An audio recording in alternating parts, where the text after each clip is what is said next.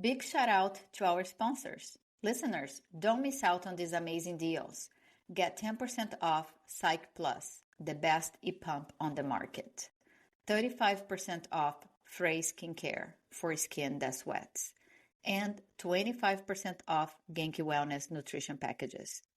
All using the coupon code ZONE2SPEAK at checkout. Head to the podcast description for all the links and grab your exclusive discounts today. And now for the episode. Hi everyone, welcome to the Zone to Speak podcast. I'm your host, Juliana. Welcome to another exciting episode of Zone to Speak. Today, I'm thrilled to have Amy Carter, the founder of Bézy, join us.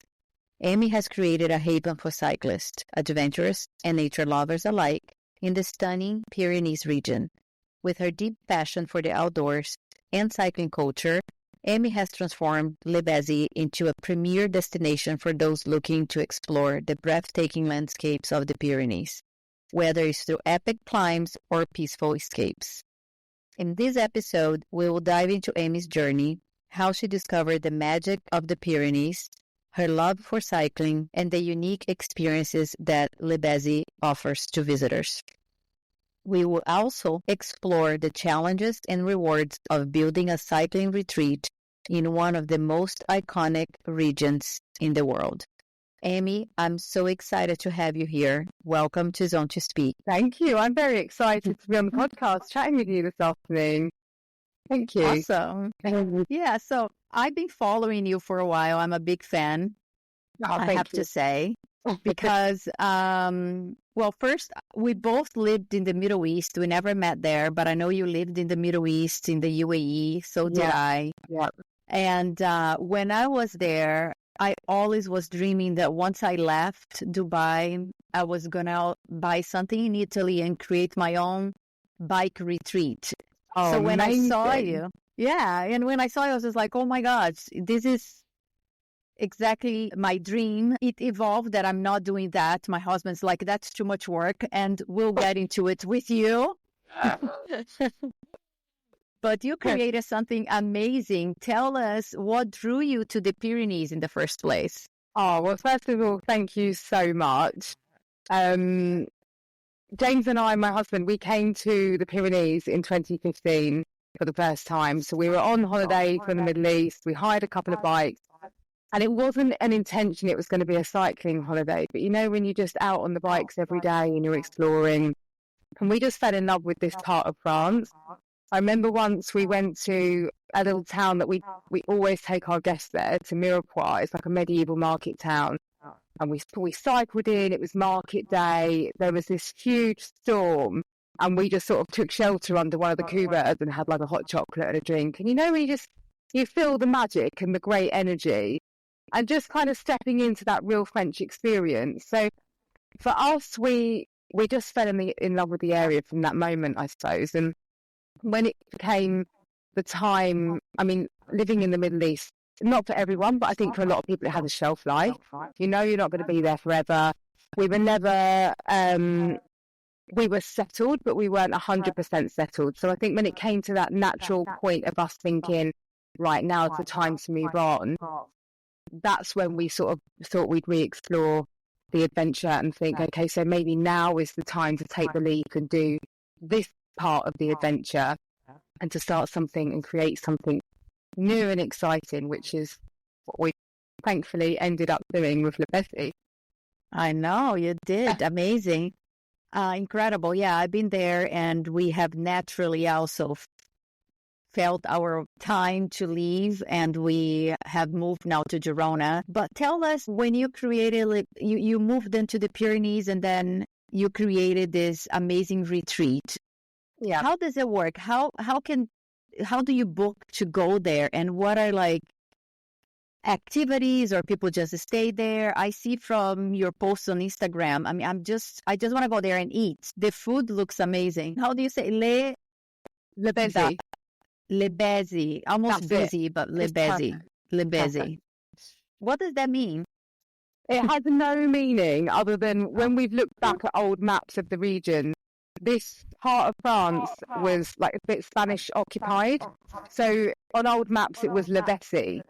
So it's gradually sort of, I don't know whether it's come from that, but it was just the name of the house and we just kept it. Yeah. Everyone always asks and we're like, I wish we had some elaborate, beautiful story, but that is it. But it is elaborate and beautiful. I love it. It's history. That's true. That's true. So I was wondering how people can book to go there. Like, are there activities? Are there not activities? Can you just go and stay, or do you have to follow a program? I also see the beautiful food. I think you make it. Tell me a little bit. Walk me through it. So when people book to come and stay with us, we get maybe like, I don't know, 95% of our bookings come direct through our website or they're through our social channels. So I'm really thankful that we have that presence on social media that enables people to have more of an insight to what we do, because then I think people see that sort of authenticity of who we are and they sort of want to be part of that, which was our mission at the end of the day. We wanted people to experience the life that we created so that people can come and be part of it. So people will get in contact with us via email or socials to come and book, and either they can book on a bed and breakfast basis, and then they do everything else as add-ons. So the supper club, they can have massages, lead rides, all the extra bits and pieces, yoga sessions. Or what a lot of people tend to do is they pay for the full cycling experience, which basically means that you don't have to think about anything. You know, when you book to go on holiday and the logistics of maybe hiring a bike or where you're going to eat in the evening and all those little things, and especially when you haven't been to an area before, like we experienced it when we first came here in 2015, is you're cycling around and you end up on the larger roads, and it's not until you're actually here and you get the knowledge that you realise there's all these beautiful networks of roads. So I think that experience and that knowledge is invaluable for people booking to come and stay. So a lot of people will book on the full board and just be like, do you know what, I'm just going to turn up and ride and just relax for the week. I agree. It's so valuable and worth every penny.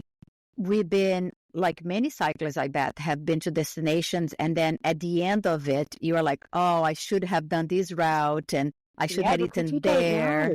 You don't know. Local knowledge is gold. Exactly.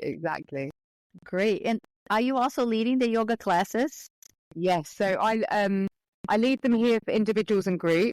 But we also have yoga retreats where we have a yoga teacher from the UK and a yoga teacher from Germany who we've worked with for years now. And so when they come out, it's just like having this whole, like, the same with guests. When guests come, it's like having family come back. And it's the yoga retreats that we have are such an intense week because everyone's here, breakfast, lunch, dinner, classes, meditation. But it's this really beautiful week of just everyone's here and just in each other's company for that length of time, and it's intimate and it's lovely, and the teachers that we work with are just incredible. So it's awesome that we found them. Everything sounds amazing. I would love to have a chance to go visit. And tell me more about the food. Do you actually make all that? I mean, everything looks amazing. How do you get the inspiration? I'm always thinking, because I'm terrible in the kitchen. I have to follow a recipe and it has to be easy and quick. For me, I never used to enjoy cooking at all. And I think when we came here, it was more out of necessity that I've really learned on the job. And a couple of years ago, James and I changed our eating habits. So now we started off being vegan. Now we're vegetarian. And for me, that was the real catalyst of change of how I cook, and using ingredients that maybe I never would have used before to give flavour and texture and things to food. And I cook everything from scratch. I think it's always been really important to me that I know what goes into my body to fuel me and to keep me healthy. So I just bring that out in the food that I give to everyone else. And I love it when you bring out a table full of food for people and there's lots of colour and lots of things going on. And I just find that really exciting. And I'm always looking now for different recipes. And I think over time, I've definitely gained a lot more experience and confidence with that, because before, you know, when you try and follow something and you're like, oh my goodness, I don't have like this vital ingredient, and now I'll be like, well, maybe I'll substitute that. So I think that experience has grown a lot, and now I feel way more confident with the food that I bring to the table. I would never guess that you were not into cooking before this, because the pictures and the food, I can almost taste it from the pictures. It looks that's cool. so nice. Oh, thank you.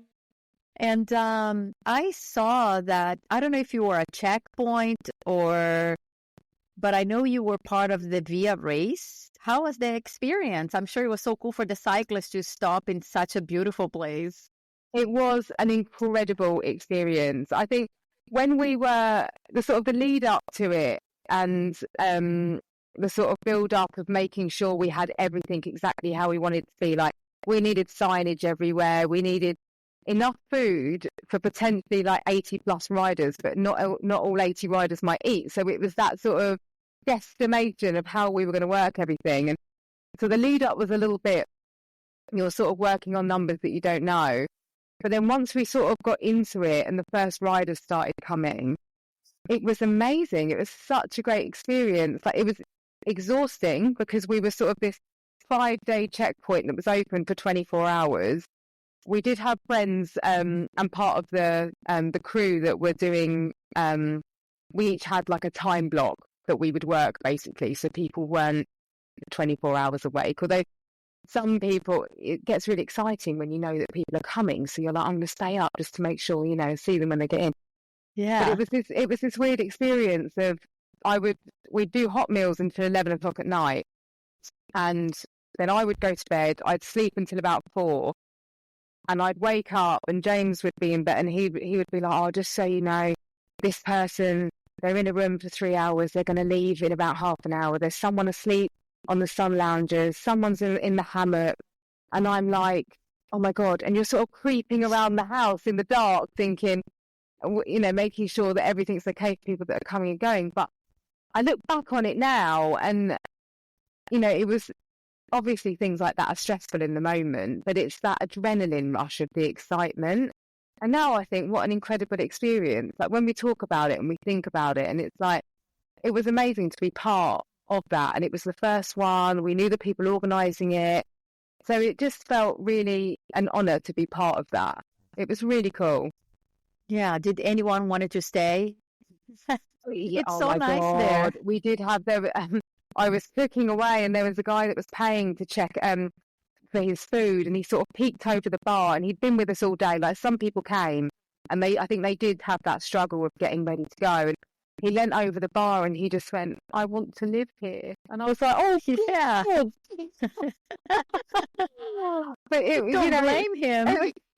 But I think hopefully we offered everybody this really nice respite. We were I think it was 1,700 kilometres into a 4,000k race. So I think it was a nice respite for people to recharge and refuel and get the kit washed and do all of that before they had to head off again. Yeah, Via race, it's a tough one.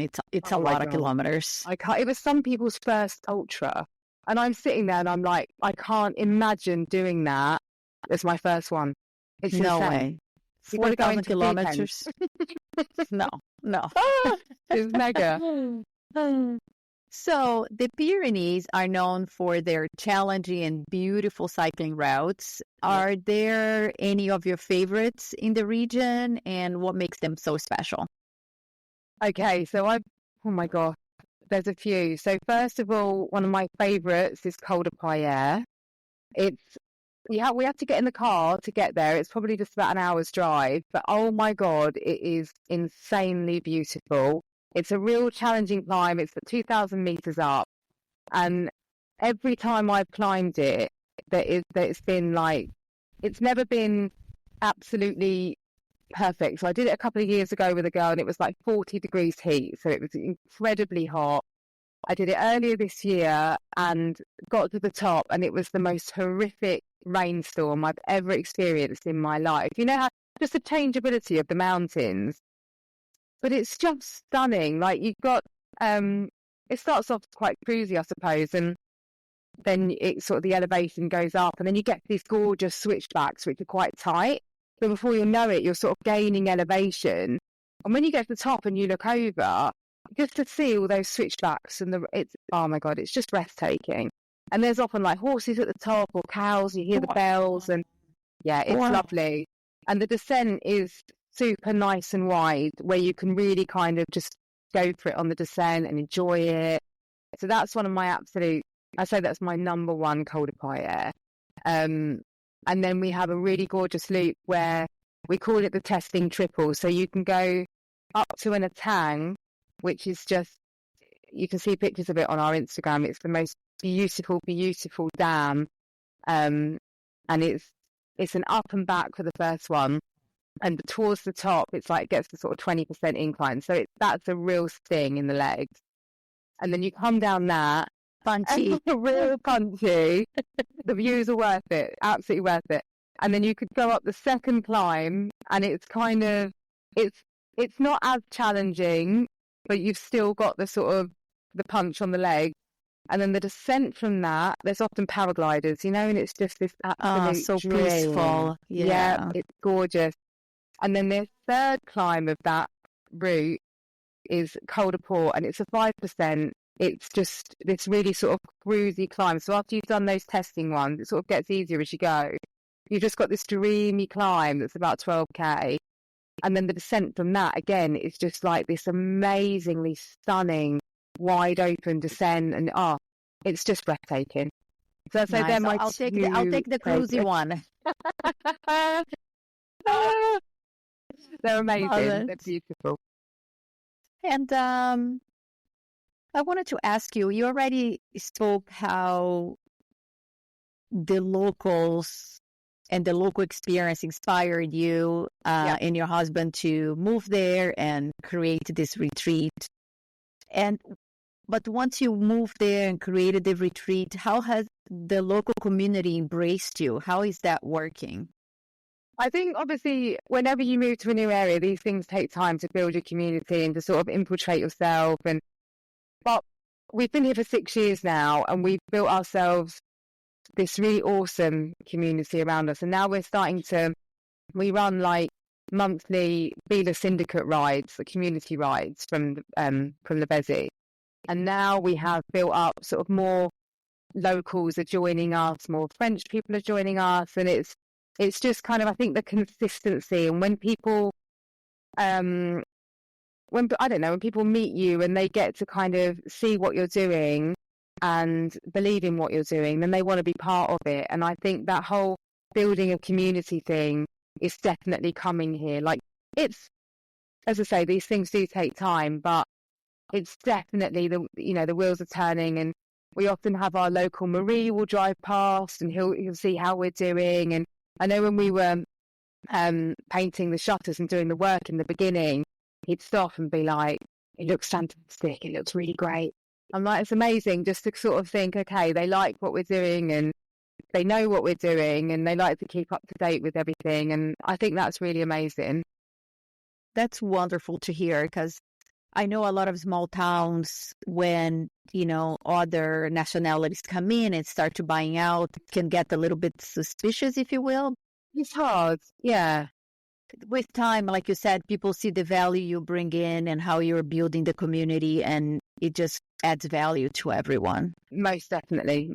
Yeah, it is really difficult, I think, when you're kind of moving into a new area and being accepted by your neighbours. But touch wood, everyone's been absolutely amazing, very friendly. So we're fortunate. Yeah, very good. I'm happy to hear. And in the topic of community, cycling brings people together, people from all over the world. What has been the most rewarding part of building this community at Les Bézy for you? I think it's just bringing everyone together. We have people that come now year after year to stay with us, and it's just like having your friends come back. And you're sort of where you can catch up with people now on socials, and it's just really nice that when people leave, that connection doesn't finish, it continues. So, when we first started getting people come back and stay, it was like, oh my God, people want to come back. This is amazing. And now, like, year after year, people come back, and it really is like that annual catch up of like, so what's been happening? What have you been doing? And I think that part of what we do is what we thrive upon. You know, that real community vibe, that real family vibe of people feeling, you know, that they can come back, they feel comfortable. We love having people, like, just building the community around us. Yeah, I couldn't agree more. I feel it's amazing what you said, this connection that we build when we are on these trips and doing these rides. I have made so many friends that the connection, it's so strong, more than someone that maybe it's on your day-to-day sometimes, Yeah. like an acquaintance. But then you spend a weekend with someone, it's just that bond. It's really It's strong. exactly that, isn't it? And I think when we are riding with people for, like, I don't know, 4 or 5 hours at a time, of course you're going to you're always talking, you're telling people about yourself, they're telling you about themselves, and then you sit together, everyone eats together in the evening, so it's that kind of catch up from the day. So it's quite an immersive experience, but it definitely builds that rapport that when people leave, it is like you've made, you know, I suppose it's like a cliche, like you come as a guest and you leave as a friend, but I really believe in that, and I think that's what we've always wanted to create. And all these cliches are true at the end of the day. You know, all these cliches make sense. Once you leave it, you're like, it's not a cliche. It's true. It's true. That's it. Yeah. And how about your cycling? I know you're a big cyclist. You're always out there looking great. And I know now you've been running a lot. You have a marathon upcoming. Oh my God, I have. Right? On Sunday. Yeah, Sunday in Toulouse. I know. I'm excited How for is that. that going? Yeah, it's good. You know what? I've actually really, really loved the training. I quite like the discipline of following a plan. I've had a coach, and that's been a real game changer for me. So to have the structure every week, I think I've missed one session, and that's been it since July. So I've been so committed to it. So I'm ready and raring now for Sunday. So Awesome. Which marathon are you running? Sorry? it's Toulouse. So it's only like an hour up the road. Toulouse. Yeah. Awesome. Great. It must be beautiful too to run those 42K there. Yeah, it's going to be really lovely, and not much elevation, which is quite nice. I've been training with That's a bit of good. up and down here, so I'm like, okay, if I can do it here, then yeah, it's going to be wicked. It's going to be good. And after the marathon, are you going back on the bike? And I've been on the bike, like alongside the running. I've actually felt a lot stronger on the bike since I've been doing the training, which is fantastic.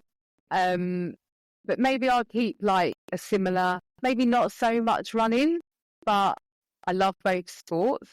So it's kind of nice that they both work together.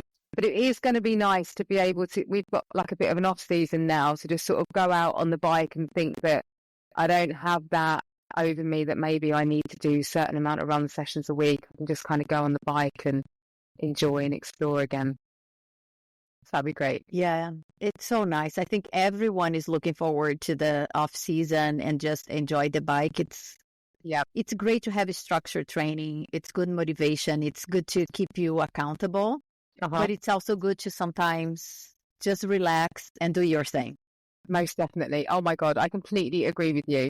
So that's going to be like a breath of fresh air, I suppose. But it's also going to feel a little bit weird to not have it. It'll be like, oh, I can do what I want. Yeah. Just going back to Bézy, any future plans, expansion or projects? Or you got the right recipe, so... Oh, you know what? We always want to evolve. Always. Every year we have like our last guest check out, and we've already sort of made this list of plans that we want to be doing over the winter season. So for us this year, I think it's working on the garden, around by the pool area. We've done, I would say, I'm very happy with what we've got on the interior. I want to do a bit of painting, but that's just sort of like that sort of extra bit of making a few changes for next year. I always like people to walk in and be like, oh, you've painted that wall, or that's a bit different. I think it's good to keep things different. But yeah, project wise, I think the outside area is next on our agenda. So we'll see what happens come spring, how far we get with that and what we do. Sounds good. And what has been the most fulfilling part of this journey of, transitioning from the Middle East I know I've been through this. I'm going through this. It is every time you move is an adjustment. So it doesn't matter where you're from to. Yeah. I think the most fulfilling part is being at the point where we are now, because I think for me, it still feels like we're at the beginning. Like I still feel we're sort of 3 years into the business, sort of working more towards how we want it to work. But to me, it still feels really fresh. So when I look back and think about 6 years ago when we first began, and we didn't necessarily think that we were going to target cyclists, we didn't think that we were going to have this sort of niche direction that eventually we sort of evolved it into. I think it's incredible how far that journey's come, really, because of what we've done and what we've created and the community that we built within that time is something that I would have imagined would have happened. So I'm always really grateful for that. And I think that's the most fulfilling part, is having got to this point and created what we have, and the look back on how we've done it. And, it's that consistency of keeping going. And when you are self-employed, you put all the hours in that you've got, but it's that real, our heart and soul goes into the business. So you do it because you love it. And I think it's just so fulfilling to know that what we've put in, we're getting out again. So it's it's amazing. It shows, I can tell. And how it is to live and work with your husband? It's brilliant, I'm going to say. No, honestly, joking aside, like, it is, we have such a good dynamic between us that we've always been that couple that loves to be in each other's company, which I think obviously that helps a lot. And James is super good at doing certain parts of the business. I'm good at doing other parts. So where that kind of works in quite a nice equilibrium, it just creates a really good balance between us. And it means that, that for us, we're sort of in the business all the time, and then we head out on the bike together, and that's when our real creativity starts, and we talk things over. And it's those moments that you get to kind of reassess what we're doing and catch up. And it's, I think we're fortunate that we can work together seamlessly. We're lucky. Wonderful. Yeah, I'm lucky that way too. My husband and I don't work together, but we both work from home a lot. He's a photographer, so he will fly to shooting locations, but then he comes back and does a lot of work from home, and we ride together as well. Nice. So a lot of people are like, oh my gosh, how do you do it? Like, it's a negative thing, but I always felt like we are a team. We are such a good team. I had a work trip. Yeah, and I had a work trip, I think it was last week. And I was like, oh my gosh, I don't want to go. And he's just like, oh, it's something nice. I was like, I know it'll be nice, but you also should be happy that I love my routine, like it's not one of those spouses that is like, oh, I'm going to get out of the house, So, yeah.